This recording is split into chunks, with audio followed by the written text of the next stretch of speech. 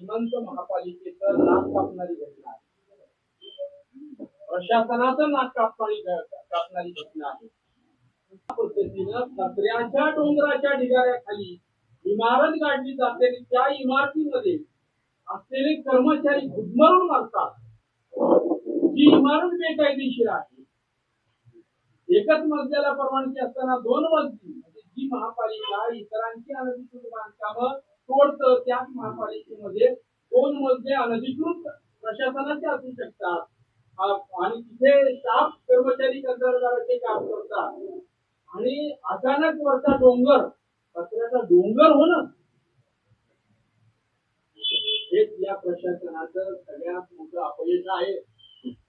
डोंगर रचने जाणार आणि त्याच्याच बाजूला हा कचरा त्याची विल्हेवाट लावणारा प्रचंड मोठा कारखाना, महाराष्ट्रात एवढा मोठा कारखाना कुठंच नाही, माझ्या निदर्शनात नाही की तो जर कारखाना कंटिन्यू चालू राहिला असता तर डोंगर साचलेच नसते.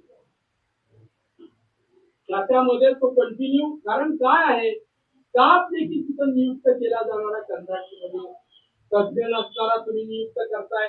कारखाना तुमचा 4 दिवस चालतोय, बंद पडतोय, मग त्याच्या मशिनरी डुप्लिकेट आणल्या होत्या का, त्याचंही संशोधन होणं गरजेचं आहे.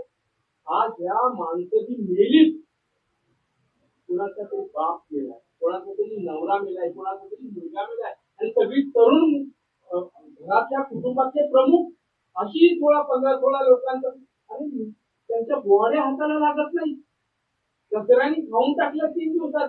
तुमच्याकडे यंत्रणा नाही, 3 दिवसामध्ये पटकन 48 तासाच्या आतमध्ये बॉड्या बाहेर निघाल्या पाहिजे, एवढी यंत्रणा तुमच्याकडे अजस्त्र पाहिजे. कुठल्याही प्रकारे ज्यावेळेस अशी दुर्घटना घडते त्यावेळेस डिझास्टर मॅनेजमेंट हे आपल्याकडे तज्ञ असलं पाहिजे. इथं काहीच नाही, इथं एकच मॅनेजमेंट आहे, सेटिंग मॅनेजमेंट. हे आज उघड झालेलं आहे. आणि सगळ्यात महत्वाचं मी आपल्याला सांगेन, आपल्या माध्यमातून आरोग्य विभाग असेल, पाणी विभाग असेल, वैद्यकीय विभाग असेल, त्यामध्ये काम करणारे कर्मचारी हे कायमस्वरूपी कामाचे आहेत. टेंडर काढून बेकायदेशीर काम सगळ्या महापालिकांमध्ये महाराष्ट्रात वर्षानुवर्ष चालत आलेलं आहे. त्याला तुम्ही जाब विचारताय का? 1 लाखाचा विमा 40 लाख आम्ही दिले, मी अभिनंदन करीन सरकारच्या महापालिकेचे, पण ते प्राण परत मिळणार आहे, नवरा मिळणार आहे त्या बायकोचा, जिथे लग्न 2 महिन्यापूर्वी 3 महिन्यापूर्वी झालं होतं, एक बाळ जन्माला आलेल्याचा दुसरा एक जण मृत आहे, नुकतंच बाळ जन्माला आलंय त्याचा आणि तो त्याच्यामध्ये सापडलाय. कित्येकाची उधार नाही, घरं उद्ध्वस्त झाली की परत मिळणार आहे, मी मागणी करणार आहे. आता हे पाप सोहन करून टाका.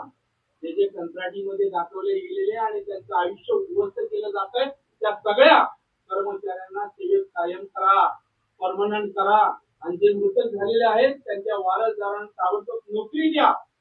40 लाख तर ताबडतोब त्याच्यावर द्या. हा आक्रोश पूर्ण आपल्या खुर्चीला लेरून टाकेल एवढा हा वनवा पेटून देऊ नका. ही तुमची पिंपरी मधनं पडलेली आहे.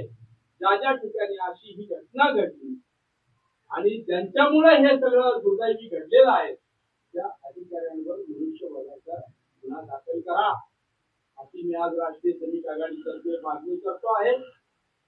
आणि सर्व कर्मचारी सेवेत कायम करावे. जर 15 दिवसामध्ये आयुक्तांनी आमच्या बरोबर बैठक घेऊन यावर निर्णय नाही दिला तर 15 दिवसानंतर या शहरातलं सगळं कामकाज बंद करण्याची ताकद आमच्यामध्ये आहे, कर्मचाऱ्यांमध्ये आहे, याची जाणीव त्यांनी ठेवावी.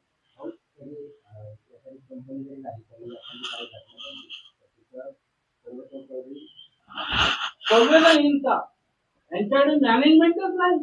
अशी घटना घडल्यानंतर काय करायचं? अहो, कित्येक आमचे कामगार पाण्यामध्ये बुडून मेलेत, टाक्यांमध्ये पडून मेलेत, गटरांमध्ये पडून मेलेत. कधी कधी हिशोब केलाय त्याचा, घराच्या घर कुटुंब उद्ध्वस्त झाली. आता अशी घटना झाली तर मी तर माननीय मुख्यमंत्र्यांना याच्यावर चौकशी समिती नेमायला सांगणार आहे. एसआयटीची डिमांड करतो आम्ही. एसआयटी नेमावी आणि जे जे हलगर्जीपणा करतात, आपल्या कर्तव्यामध्ये कसूर केली ज्या ज्या अधिकाऱ्यांनी, त्यांना पहिलं सस्पेंड करा, त्यांची इन्क्वायरी करा, ही मी मागणी करत आहे.